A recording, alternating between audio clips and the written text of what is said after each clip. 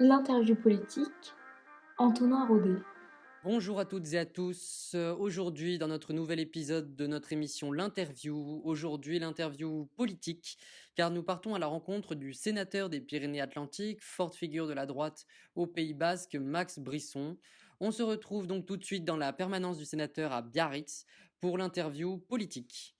Donc bonjour Monsieur Max Brisson. Bonjour. Merci d'avoir accepté cette interview. Donc Max Brisson, vous êtes sénateur des Pyrénées-Atlantiques depuis 2017, affilié au groupe Les Républicains, donc forte figure de votre parti au Pays Basque. Vous êtes également conseiller départemental des Pyrénées-Atlantiques et vous étiez aussi à côté donc professeur agrégé d'histoire et inspecteur général de l'éducation nationale. Donc nous allons aborder au cours de cette interview donc différentes thématiques. Et donc pour commencer, donc en lien avec votre carrière justement professionnelle en tant que professeur d'histoire, on va parler donc de la mémoire. Et plus spécifiquement justement sur quelle place il faut donner selon vous à la mémoire au niveau politique dans l'application. Je pense notamment à ceux qui voulaient déboulonner par exemple les statuts ou modifier les noms de rues. Pour vous, quelle application doit être faite de cette mémoire? Moi, à titre personnel, je me méfie des mémoires parce que les mémoires sont sélectives et très souvent conflictuelles et elles contribuent rarement au vivre ensemble, qui est quand même le fondement de la vie politique dans la cité.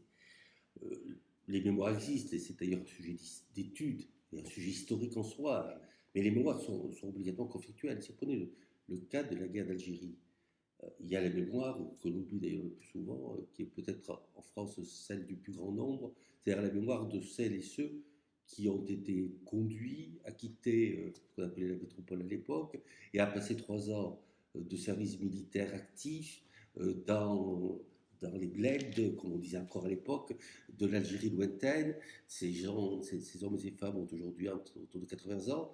Bon, bien sûr, certains sont morts, mais c'est aussi une mémoire qu'on ne parle jamais, parce que 3 ans, quand on a 20 ans, un peu dédié comme cela à aller régler la pacification, comme on disait à l'époque, par rapport aux événements, comme on disait à l'époque d'Algérie, ça marque une vie. Il y a bien sûr la mémoire des combattants algériens, de leurs enfants, de leurs petits-enfants, certains vivent en France, il y a la mémoire des harkis, il y a la mémoire des rapatriés d'Algérie, ce qu'on va appeler les pieds noirs. Ces mémoires sont conflictuelles. Moi, je dis toujours que face aux mémoires, il faut d'abord et avant tout laisser les historiens travailler, poser les choses, les contextualiser. Et ce que je ne supporte pas, c'est l'anachronisme. C'est Marc Bloch, l'historien français Marc Bloch, qui disait que pour un historien, le pire des péchés, c'était l'anachronisme. Regarder des événements, des histoires avec nos lunettes, c'est commettre un péché contre l'intelligence. Parce qu'on ne peut pas juger avec nos lunettes aujourd'hui. Et il faut se dire avec humilité que dans 30 ou 40 ans, nos descendants auront un regard tout aussi critique, acerbe et presque ulcéré sur ce que nous faisons aujourd'hui. Donc moi j'appelle à l'humilité face au temps long, face à l'histoire, mais c'est vrai qu'aujourd'hui il y a des thèses enflammantes qui enflamment le pays. Il y a l'importation d'idéologies américaines, comme si notre histoire était la même, qui d'ailleurs tourne le dos à ce qui est pourtant, alors là, un bien commun, un bien en partage, qui est l'universalisme, l'héritage des Lumières. Voilà, la France a son histoire, son passé avec ses taches d'ombre, mais c'est quand même la France qui a apporté un peu à l'humanité, avec d'autres pays européens, mais à sa manière, l'idée que, quelle que soit sa race, tout homme est un citoyen et qu'il y a égalité devant la citoyenneté. Alors bien sûr, quand on le regarde à la loupe, ce fut long à mettre en place, ça n'a pas empêché les inégalités sociales, les fractures sociales, mais cela, c'est quand même un bel héritage. Et moi, je préfère, quand on parle de mémoire, valoriser ce qui nous rassemble plutôt que ce qui nous divise, surtout quand la haine finit par l'emporter.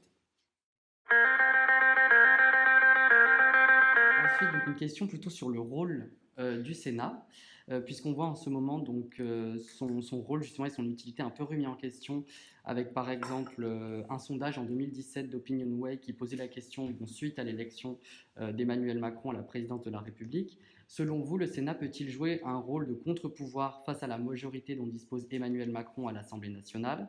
Donc réponse 54% de non.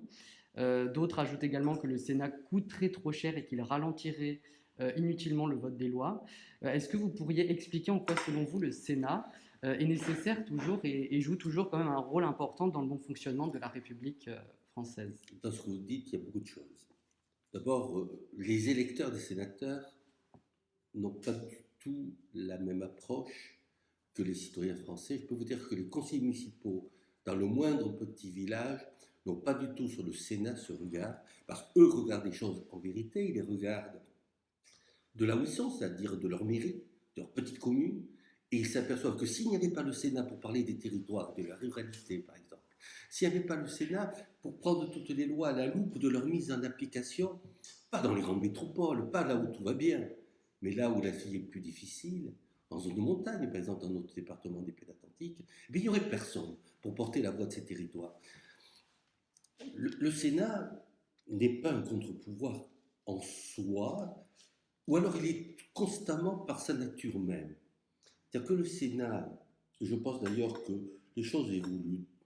Ce sondage de 2017, si on le refaisait aujourd'hui, je ne suis pas sûr que les résultats seraient les mêmes. Le Sénat n'est pas en opposition parce que la majorité sénatoriale n'est pas la majorité présidentielle. Le Sénat n'est pas contre le pouvoir vis-à-vis d'Emmanuel Macron. Le Sénat agit différemment, quelles que soient les majorités. Et quand la majorité présidentielle et sénatoriale sont identiques, le Sénat n'est jamais discipliné d'office. Pourquoi? Parce que les sénatrices et les sénateurs sont souvent des hommes et des femmes qui ont une partie de leur vie politique, de leur carrière politique derrière eux, ce qui leur donne une immense liberté. La discipline de parti n'existe pas ou peu au Sénat. Deuxièmement, les sénateurs ont un calendrier électoral qui les découpe de l'élection présidentielle. Et depuis qu'il y a le quinquennat, depuis qu'il y a l'inversion du calendrier entre législative et présidentielle, je crois que le Sénat est la seule institution et la seule chambre, en tout cas, qui ne doit pas sa légitimité au président de la République. Donc moi, je pense qu'on a besoin de davantage de Sénat, que l'affaiblissement de l'élection législative, que la présidentialisation en outrance nécessite davantage une autre chambre élue différemment, avec un calendrier différent, avec un tempo différent, avec des pratiques différentes, avec une liberté. Au Sénat, c'est la chambre des libertés communales, mais aussi de la liberté physiologique du chef de l'État. Est-ce que les Français veulent vraiment tout le monde au garde à vous, derrière un homme élu tous les 5 ans, à qui on donnerait tous les pouvoirs, et que l'on rejetterait d'ailleurs le lendemain de l'élection en cristallisant toutes les haines? Est-ce que vous ne pensez pas que le Sénat est un antidote à la puissante crise de la démocratie française qui, par une dérive de la Ve République, met toutes ses espérances dans un homme, dans une élection, pour aussitôt d'ailleurs, très vite après, poser sur cet homme toutes les rancœurs et toutes les haines possibles? Je crois que notre démocratie parlementaire est très affaiblie et qu'il faut plus de démocratie parlementaire. Alors je sais que ceci vient heurter la démocratie de l'émotion qui triomphe aujourd'hui, la temporalité des chaînes d'information continue, qui ont besoin d'immédiateté. Aujourd'hui, finalement, les Français finiront par croire que quand le président parle et qu'il y a un plateau d'experts sur BFM TV, la loi est faite. Eh bien, heureusement que non. Parce que le Sénat, il lime, il corrige, il atténue.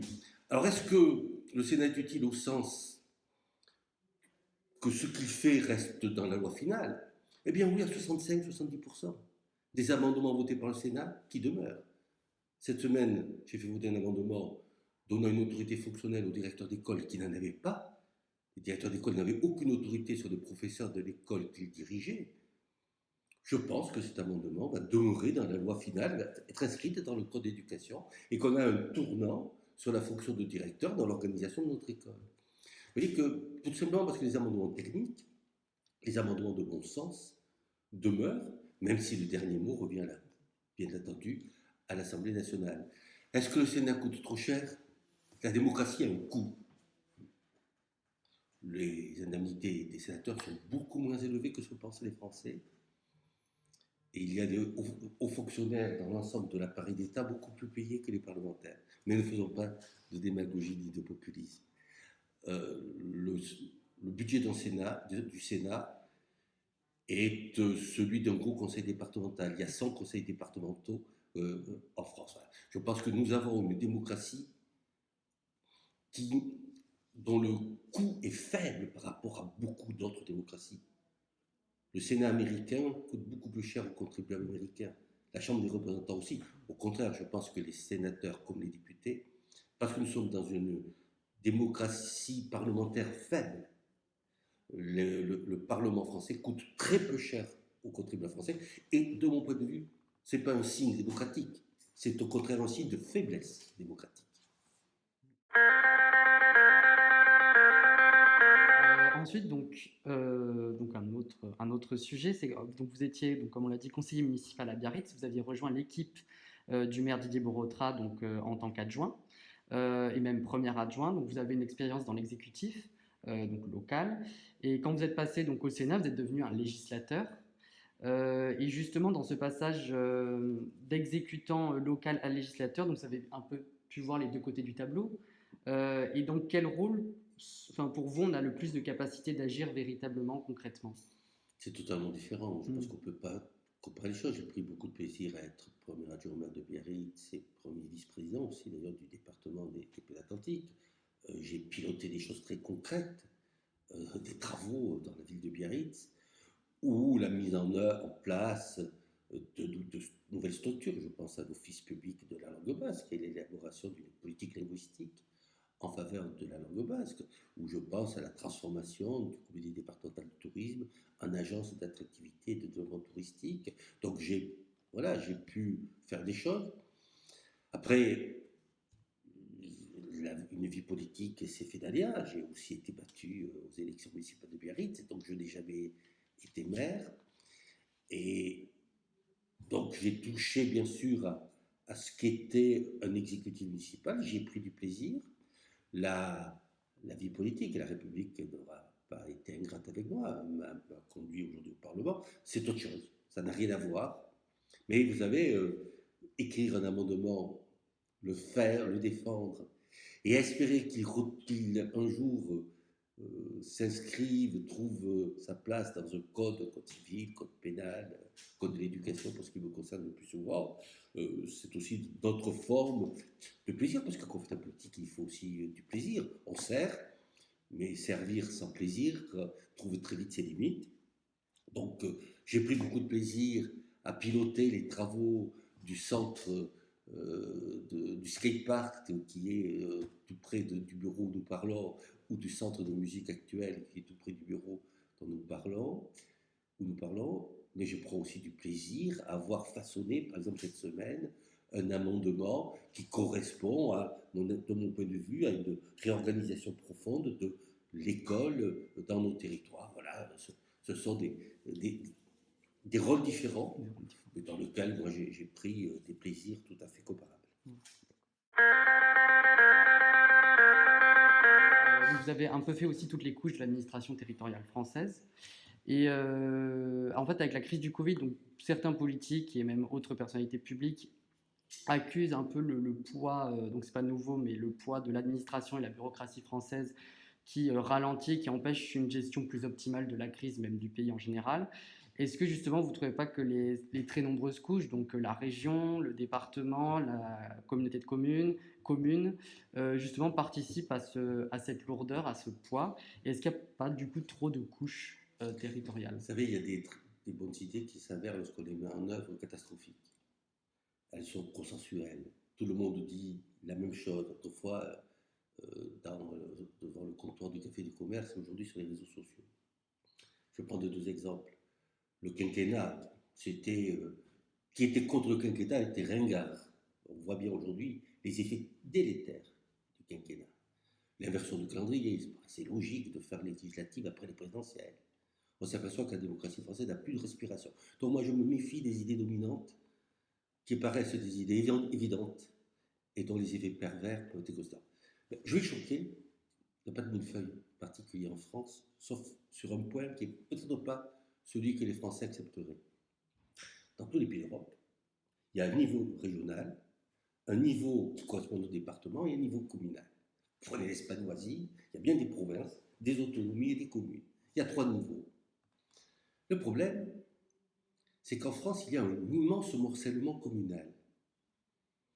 Et que donc, entre le département, le niveau provincial qu'on retrouve en Italie, en Allemagne, en Espagne, au Royaume-Uni, et le niveau communal, on a créé une structure qui n'est pas une collectivité, qui est l'intercommunalité, pour permettre la mise en place de services à la population que des communes toutes petites ne peuvent pas faire. C'est la spécificité française. Les Français sont attachés à leur commune, même quand elle est toute petite. Donc il faut assumer ce morcellement communal. Et vous voyez que les Français peuvent être contradictoires. Ils voudraient réduire les niveaux, mais dès que l'on veut fusionner des communes, ils disent « touche pas à mon village ». Et je trouve que c'est pas mal. Parce qu'après tout, dans un pays où le lien social se délite, avoir 35 000 et quelques équipes quasiment bénévoles, avec des médiateurs de la vie quotidienne, avec des assistantes sociales permanentes et quasiment gratuites, avec des maires qui vont régler les problèmes de voisinage, il vaut mieux que ce soit le maire que le gendarme, avec des maires qui sont à portée d'engueulade, comme dit le président Larcher, et quand l'engueulade est passée, 80% du problème est réglé. Eh bien, c'est une chance extraordinaire. Moi, je suis rentré dans cette campagne électorale, sénatoriale, en 2017, avec des idées d'un élu urbain, qui considérait peut-être en effet que 35 000 communes, c'était trop. Et puis finalement, j'ai vu 2-3 choses. J'ai vu des belles équipes, dévouées, pour pas grand-chose. J'ai vu des maires repeindre la salle de classe l'été, pour que la classe soit pimpante à la rentrée. J'ai vu des maires, avec leurs adjoints, refaire le parapet d'un massif de fleurs, parce qu'un camion l'avait emporté, à la truelle et à la mer. Et tout ça, c'est dans 35 000 communes de France. On n'en parle jamais à la télévision. On devrait un jour, d'ailleurs, quantifier en termes de PIB ce que ce dévouement peut représenter pour la construction du lien social en France. Mais à partir du moment où on ne crée pas des communes nouvelles, on est obligé à ce moment d'avoir ce niveau intermédiaire. Et à partir du moment où on a créé les grandes régions, les départements conservent leur raison d'être de proximité. Il faut quand même que les Français acceptent leurs contradictions. Les yakafokos, ça marche parfaitement sur Facebook, assez peu dans la vie réelle. Donc, sauf à accepter de regrouper les communes, moi j'y suis hostile, sauf s'il y a volonté territoriale, locale forte, eh bien il faut accepter cet échelon supplémentaire que l'intercommunalité, parce qu'une crèche en Soule, s'il n'y a pas l'intercommunalité, il n'y en a pas. À Biarritz, oui, mais pas à Moléon. Donc il faut l'intercommunalité pour organiser la crèche. Mais par contre, à Ossuruc, on reste très attaché au village, et s'il n'y a pas une équipe à Ossuruc municipale, eh bien il n'y a plus de projet. Et moi je vous invite à vous promener en Navarre, de l'autre côté de la frontière, où on a regroupé les communes à marche forcée. On a créé des communes d'équivalent de nos anciens cantons, de 4 000, 5 000 habitants. Et vous verrez, hors des circuits touristiques, l'état de la mairie délabré, l'état de l'église réduite en ruine, l'état de la place et de la fontaine abandonnée. Pas si petite équipe municipale pour porter des projets locaux. Donc, à cause de ce fait communal exceptionnel qui fait qu'en France, toucher aux limites d'une commune n'est pas possible. Et ici, on le sait très bien qu'on sait l'antagonisme qui peut exister entre Bayonne et Biarritz, par exemple. Toucher aux limites d'une commune n'étant pas possible, ben, je crois qu'il faut vivre avec ces contradictions. Le problème, en fait, il n'est pas là. Le problème n'est pas dans le nombre des collectivités, le problème est dans la faiblesse de leurs compétences, dans l'émiettement de leurs compétences. Dans le reste de l'Europe, on a transféré des compétences en bloc. En France, on les a transférées en les émiettant. Et en plus, en France, quand on transfère une compétence, l'État conserve une part de cette compétence. Alors que dans les autres pays d'Europe, quand on transfère une compétence, l'État l'abandonne. Donc aujourd'hui, on a un pays où la fonction publique d'État contrôle ce que fait la fonction publique territoriale, comme s'il y avait une hiérarchie des normes, entre la fonction publique d'État et la fonction publique territoriale. Et l'État conserve une part de compétences, et ça, c'est la spécificité française, et ça, de mon point de vue, c'est le vrai problème. Plus que le millefeuille, la compétence urbanisme est transférée au maire, mais l'État continue de contrôler. Et deuxième point, attention à trop aspirer par le haut au nom de la rationalité les compétences. C'est la crise des gilets jaunes. Parce qu'on se heurte après à la technostructure. Le maire, les gens connaissent. À portée d'engueulade, comme dit Larcher. Quand on est au SCOT et qu'on définit des grands schémas, c'est la technostructure qui l'emporte. Je vais terminer, moi, en citant un maire de Soule qui me disait dans une permanence, tu sais, quand on était dans la petite communauté de communes de Soule, quand on se réunissait, il y avait 8 élus et 2 techniciens. Aujourd'hui, quand on se réunit à Bayonne, dans la grande communauté d'agglomération Pays Basque, il y a 8 techniciens et 2 élus. C'est un peu caricatural, mais je dis attention qui dit aspiration, qui dit technostructure. Donc, moi, le millefeuille, c'est la mauvaise entrée, ce qui ne veut pas dire qu'il y a besoin d'une réorganisation et de repenser la manière de porter les politiques publiques dans ce pays. Sur le système éducatif français. Donc vous avez travaillé dans le milieu éducatif, comme on l'a dit, et l'enquête, donc Teams, et le rapport aussi réalisé par PISA, donc fin 2020, ont notamment donc déclaré que la France est un pays avec un système éducatif très inégalitaire. C'est pas un constat qui est nouveau. Et est-ce que, bon déjà, est-ce que vous êtes d'accord avec ce que vous avez vu de ce constat? Et est-ce que vous arriveriez à identifier les causes de ce système trop inégalitaire? Ce système est trop inégalitaire parce qu'il est profondément centralisé, que lorsqu'on apporte les territoires vus de Paris, on zone, et quand on zone, on le fait à la hache, sans tenir compte de la réalité des territoires. Aujourd'hui, 70% des enfants qui mériteraient d'être en éducation prioritaire, pas au sens du zonage, auquel la gauche, par exemple, est tellement attachée, mais au sens de la politique éducative. Eh bien, 70% des enfants sont en dehors des réseaux d'éducation prioritaire. Parce que l'approche territoriale, vue d'en haut, vue de Paris, elle est caricaturale. C'est ce qu'on appelle les écoles orphelines. Celles qui sont hors réseau et qui mériteraient tellement pourtant, en raison des catégories de l'absence de mixité sociale et des difficultés des parents dont les enfants fréquentent cette école, qui mériteraient une approche particulière. Moi, je crois deux choses en matière d'éducation, mais je peux vous dire que ce que je dis là est très minoritaire, tellement l'esprit jacobin insuffle l'école française. Je crois à la liberté donnée aux équipes pédagogiques, éducatives, dans les établissements. Pas l'autonomie, qui est un gros mot, la liberté. La liberté de déroger, c'est la deuxième chose auquel je crois. Il faut un socle minimum, et pour le reste, il faut faire confiance aux équipes. Et aujourd'hui, on a un système très très vertical, très centralisé. Et la meilleure réforme, elle finit par s'épuiser à travers les grilles successives de la verticalité de l'éducation nationale. Tel protocole, telle idée intéressante du ministre subit d'ailleurs d'abord un premier protocole élaboré par l'échelon central pour mettre en œuvre ce qu'a dit le ministre. Un deuxième protocole au niveau rectoral qui en rajoute en termes de limitation de la liberté des équipes locales. Un troisième protocole au niveau de l'inspection académique.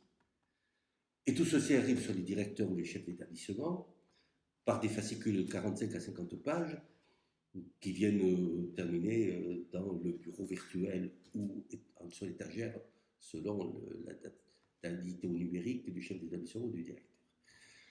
Bon, moi, je crois qu'il faut repartir sur le territoire, sur l'école. À l'époque de Jules Ferry, et bon, la République était centralisée et jacobine, le ministre s'adressait directement au directeur d'école. Il faut restaurer la fonction du directeur d'école. Il faut donner des capacités et des compétences. Il faut peut-être certainement d'ailleurs donner une personnalité morale à l'école qui n'en a pas à différence des établissements. Il faut donner de la liberté d'action aux équipes pédagogiques. Les programmes peuvent rester nationaux, mais leur mise en œuvre peut être adaptée. Et puis les méthodes d'enseignement peuvent être différenciées et les moyens différenciés.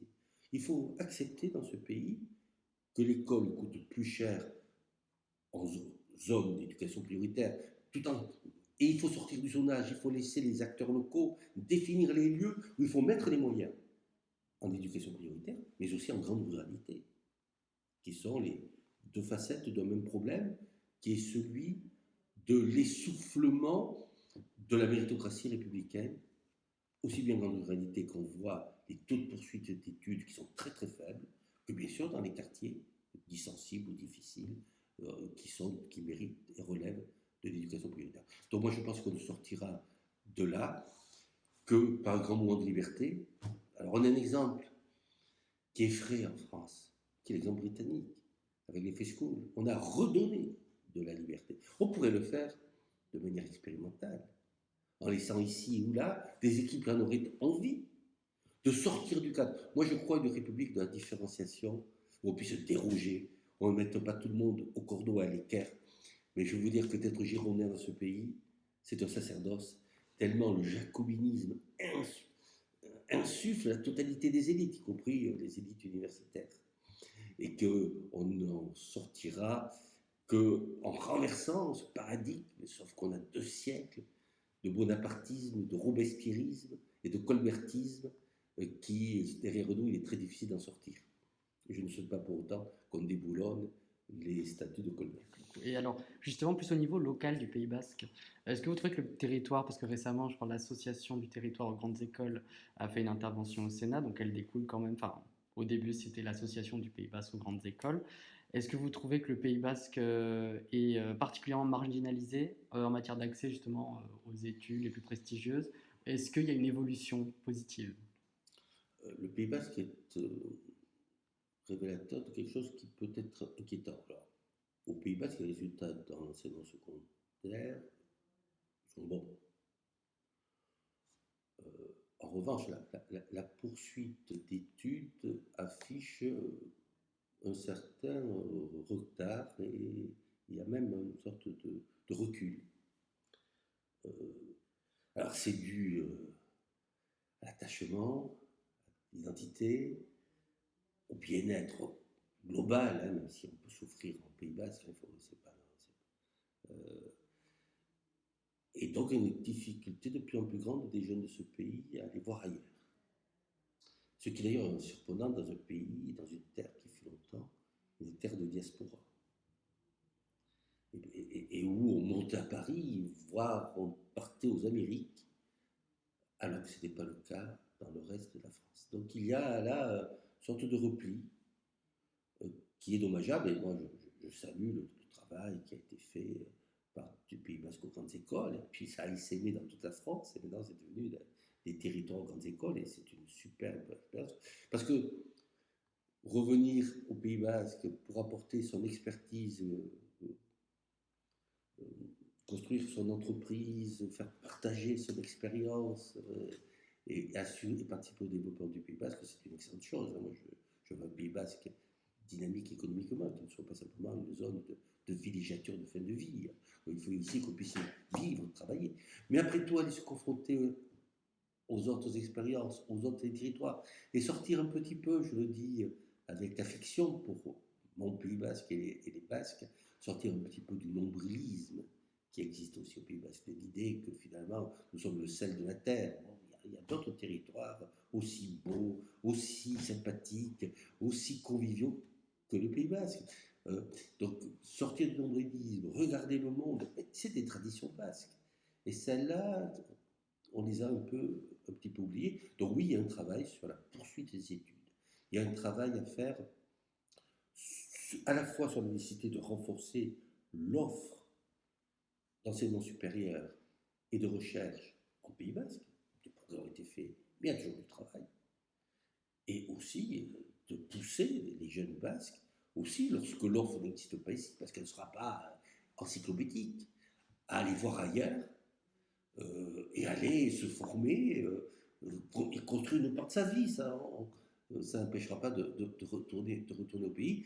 Il y a un vrai sujet, et le travail du Pays Basque aux grandes écoles va dans le bon sens, mais c'est quelque chose qui doit aussi innerver le projet académique.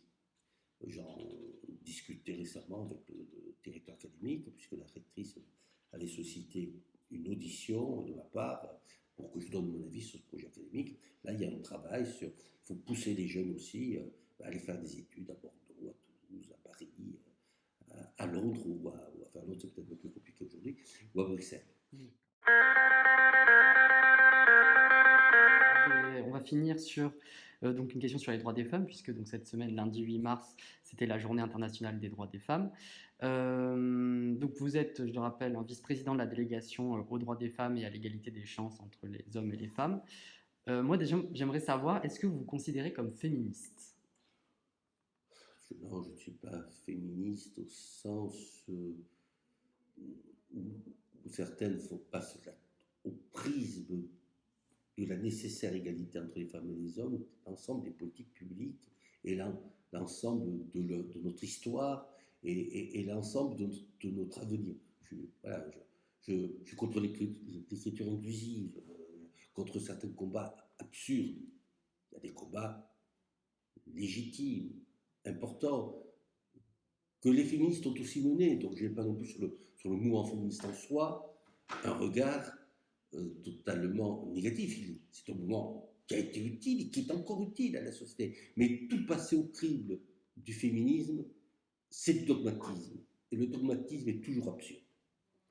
Ça, c'est l'avantage d'être sénateur. On en sort du dogmatisme et des idéologies.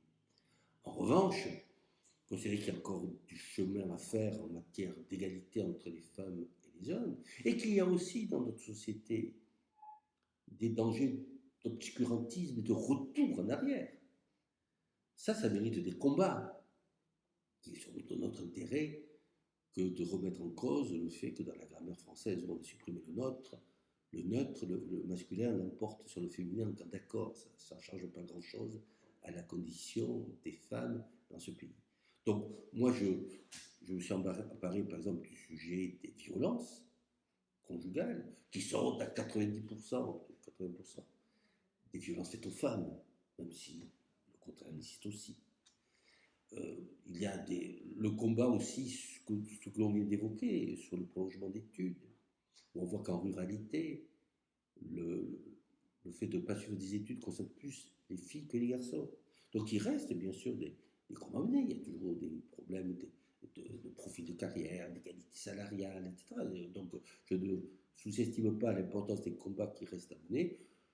Il y a aussi la place des femmes dans les sphères dirigeantes du pays, et pas simplement chez les politiques, parce qu'on focalise toujours sur les politiques, on les montre toujours du doigt, on les montre toujours à l'index, mais c'est peut-être la sphère où l'effort contraint par la loi a été le plus fort. Combien de patrons du CAC 40 sont des femmes aujourd'hui?